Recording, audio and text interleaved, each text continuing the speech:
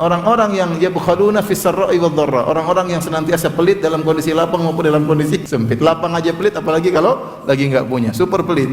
Kalau udah kena penyakit pelit repot. Penyakit mau diapain? Dia enggak mau sedikit pun keluar hartanya. Jangan seperti itu ya. Sampai disebut dalam kisah Al-Bukhala, ada buku judulnya Al-Bukhala, kisah orang-orang pelit. Ada seorang miskin punya teman orang kaya. Kalau orang miskin teman orang kaya kan biasanya enak ditraktir terus. Tapi ini miskin punya teman orang kaya, menjengkelkan ya. Karena orang kaya ini apa? Pelit. Jengkel lah kita punya teman orang kaya datang pakai mobil mewah, terus waktu makan kita sudah bayar sendiri-sendiri kan. Parah ya. Jadi dia punya teman kaya tapi sangat pelit. Akhirnya dia ingin beri pelajaran kepada temannya. Maka si miskin ini mengumpulkan uang, dia undang temannya untuk makan di rumahnya. Dia ingin jelaskan, saya saja kemampuannya terbatas bisa undang orang makan. Diundanglah si kaya untuk makan di rumahnya, disiapkan makanan enak. Setelah itu kemudian si kaya makan. Ketika dia makan banyak sekali. Mumpung gratis kan, orang pelit gitu. Kalau beli mungkin dia sedikit-sedikit, ini karena gratis dia makan sebanyak-banyaknya. Dilihat terus makan sebanyak-banyaknya. Harapan si miskin, si kaya ini sadar, saya miskin aja bisa ngundang kamu makan. Dia makan sebanyak-banyak, akhirnya kebanyakan dia muntah. Ketika dia muntah dia menangis. Maka si miskin tanya, kenapa kamu menangis? Saya menangis karena rugi nih, ada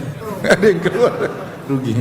Subhanallah. Jadi orang kalau udah pelit susah ya. Kalau orang sudah pelit, yang menderita dirinya menderita dan orang sekitarnya menderita. Benar, dia menderita. Dia punya duit beli sesuatu, enggak lah.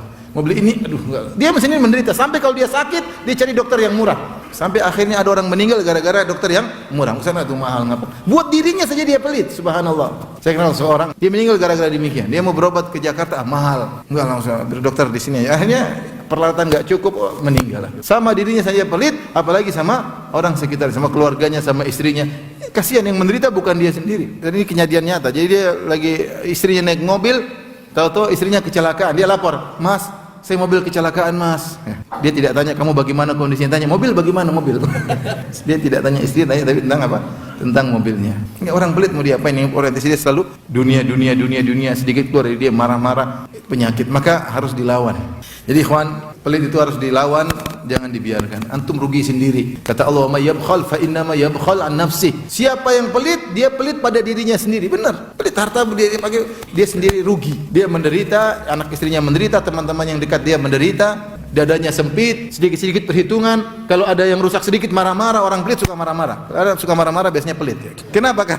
Kalau ada satu yang rusak dia langsung orientasinya pikirannya apa? Dunia berapa? Oh, ini mahal, marah, suka marah. Kehilangan sedikit marah. Kalau orang lapang dada santai aja.